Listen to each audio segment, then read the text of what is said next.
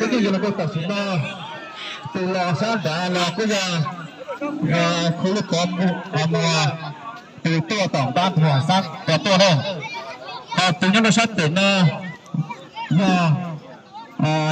bây giờ về từ đây có từ là sinh chơi hay là cây giờ sẽ cần cái đó tập chế thế này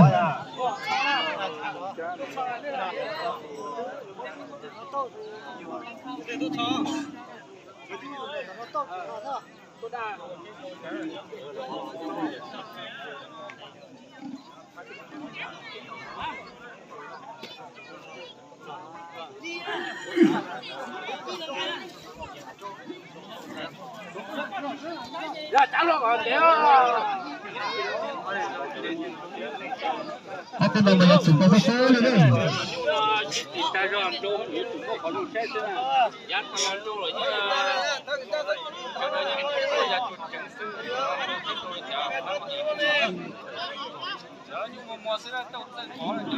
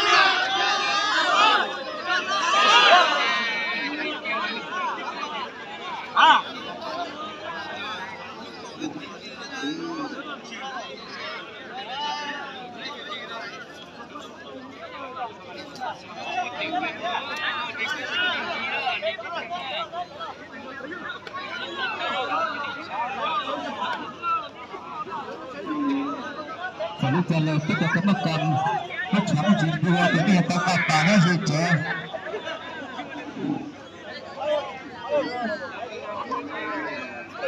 Ini kan tak semua, tak nyata, tak semua ni tu tak Allah yang berkata. Satu dengan tu belas kali, dengan muda kamu tiada lah.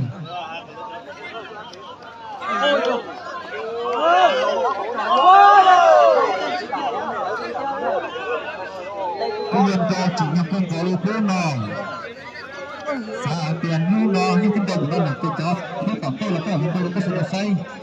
Iya, kita orang kanan.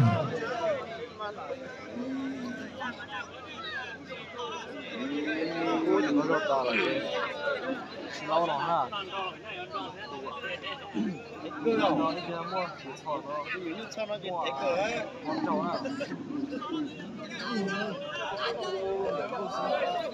rồi lúc giá mỏ còn đang tí à em lúc giá mỏ nó cái đó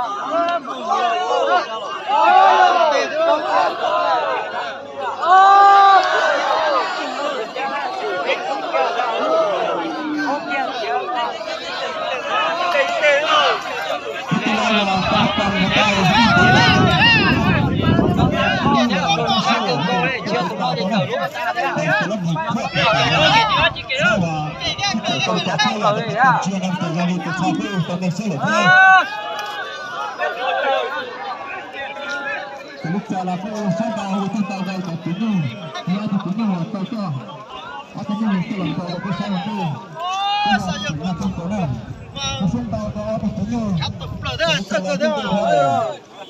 ini dia apa mereka, kalau lỡ thì cũng là tao có tao đó, cái lúc sang gặpคนcái lúc sang gặpคนchứ, cái lúc đó thì cũng là cái họ cái tình cảm, nghe được không? Sai cho tôi là sai.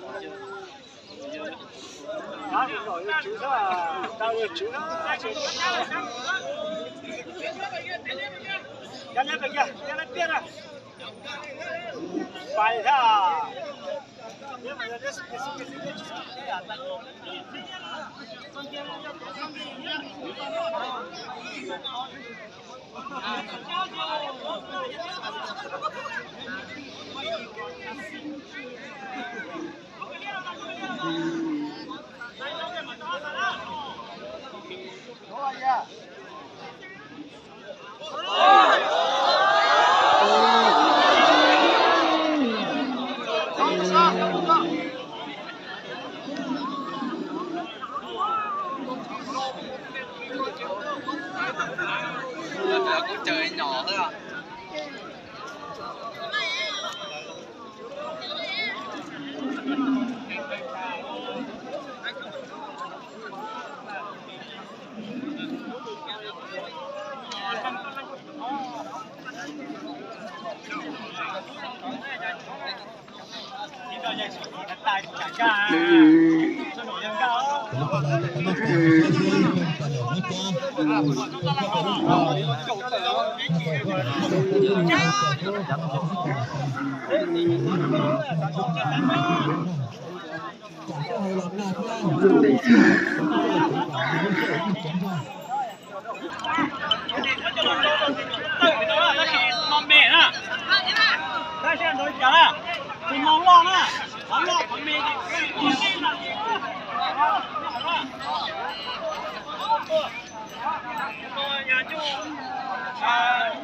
nhưng nó theo đó là nút theo nó chỉ thâu rộng nữa hay là nút năng à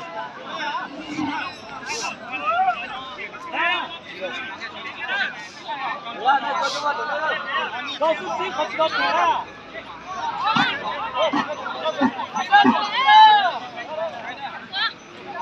đúng to đó tụi nó đúng mấy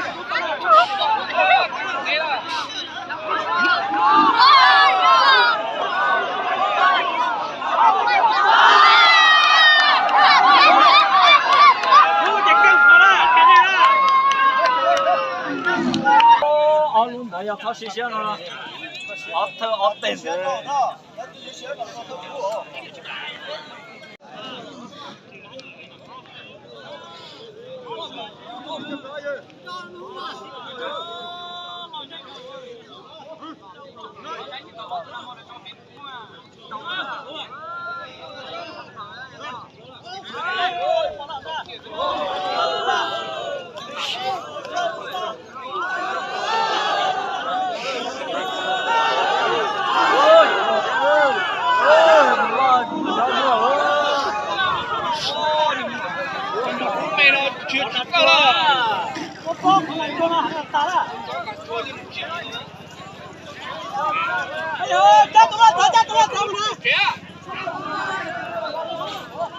cho thôn của sạc cá xí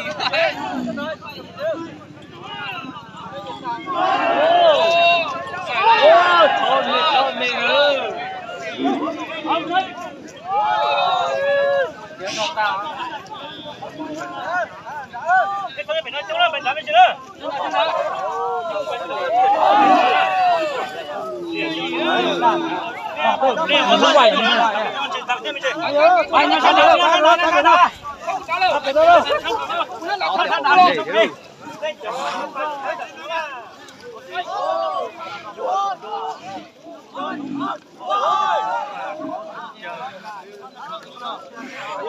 nên để cho tao mê nhá.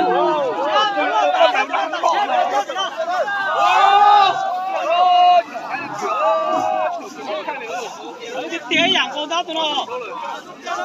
Sắp phải bị nó rồi, không bị nó không? Tôi sang đá về tôi sang tới chết rồi. Nó sang tới.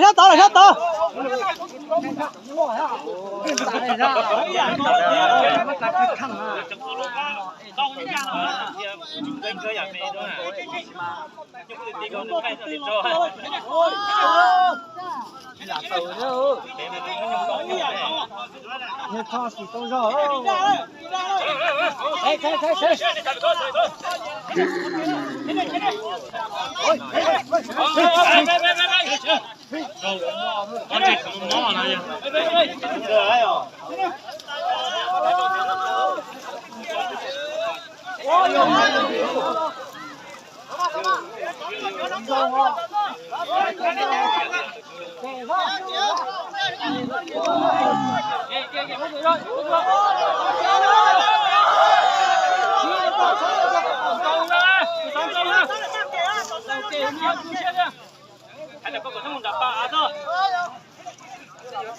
nó xả ô cơ thế đây à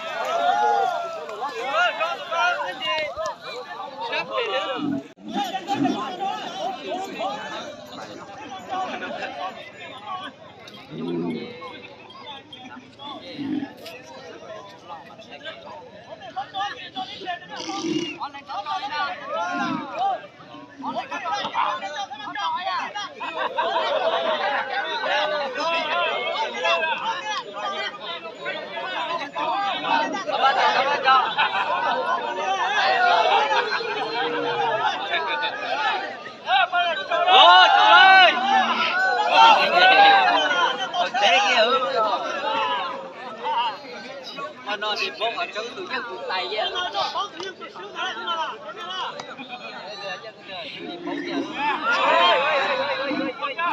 chẳng ăn chú đua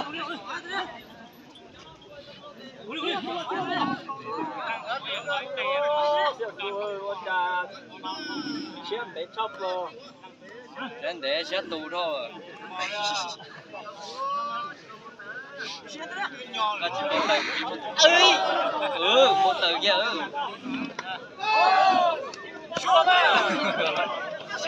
ta cứ phải nhận lời đó chế tao cũng đừng đua là ta còn đâu đi đánh đó chỉ tao còn đâu mà chỉ đánh đâu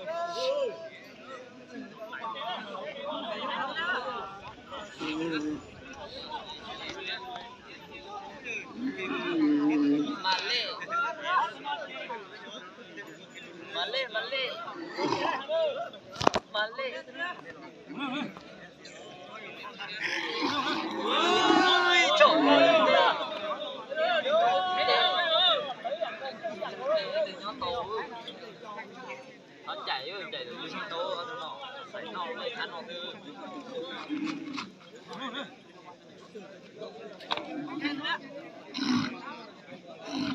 mày nó còn đâu nó sát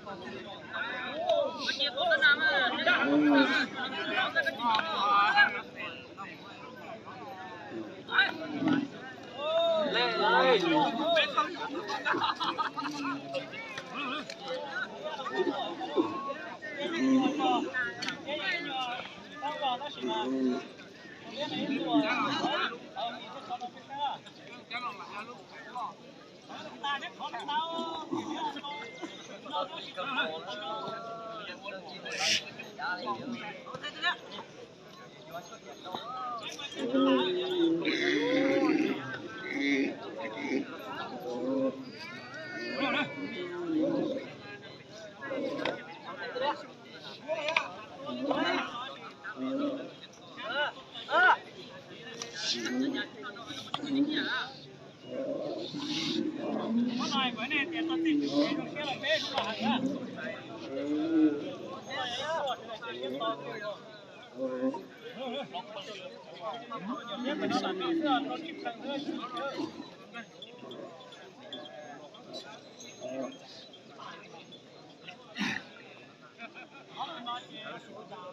Cái tóc bị xe,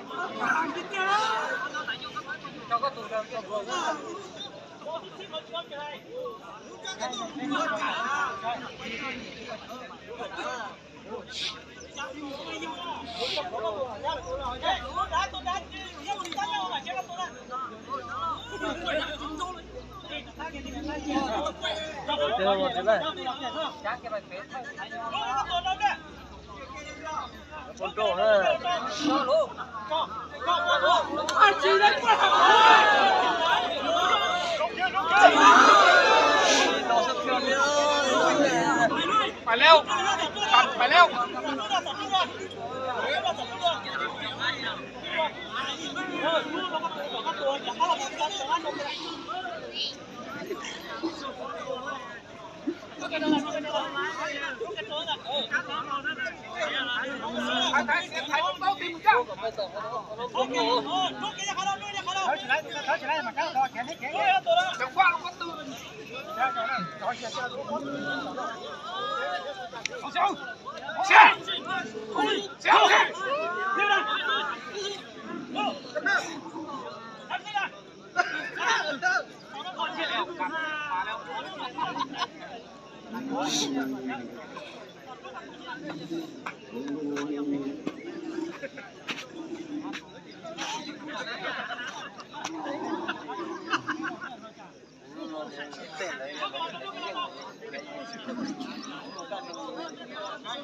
โอ้เตอร์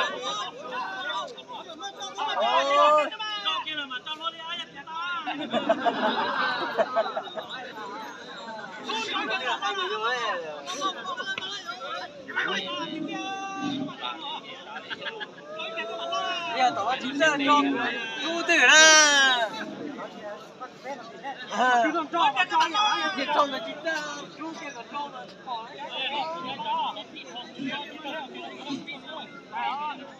猪kia còn trói cái mặt lâu à, nó trói mặt lâu.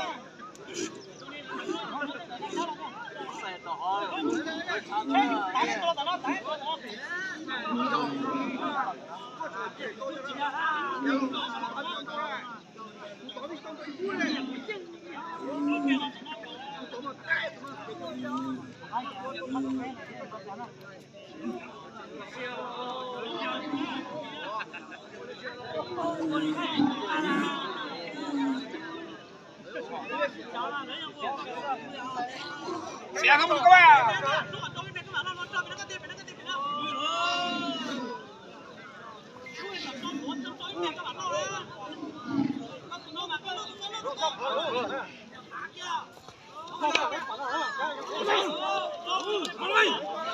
ôi chuột kiều để nó một xe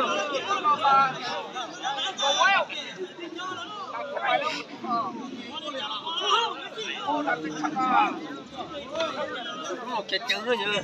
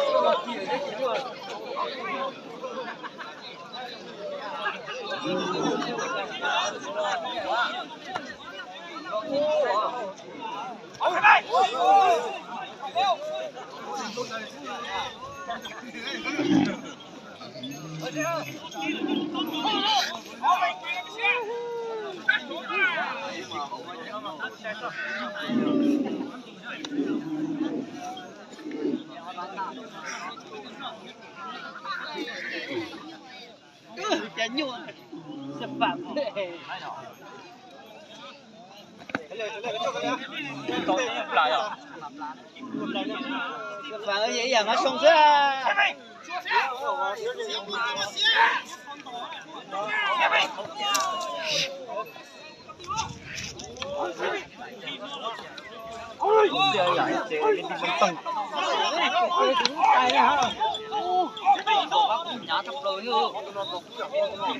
có mùng tàu tàu qua dễ coi vậy đi tìm bao giấy tờ要不这个要高些。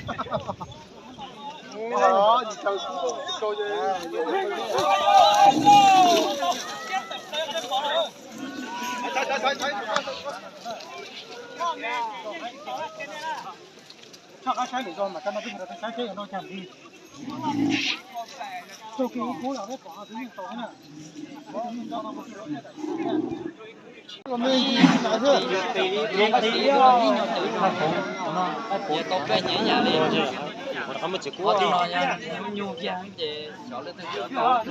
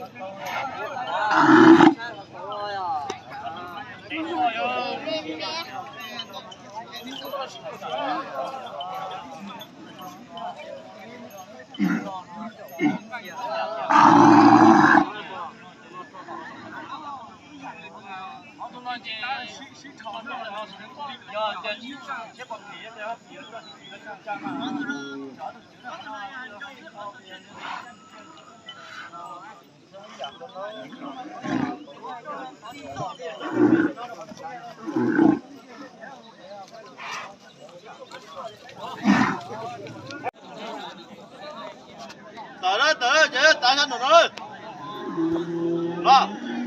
nó lo sao nó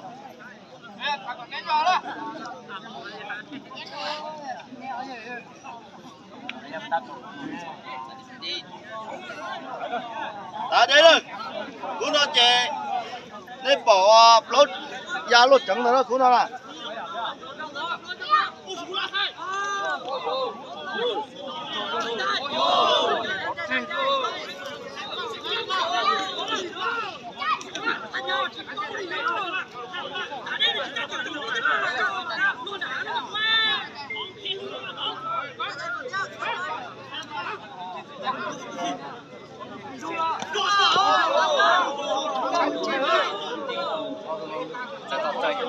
Go!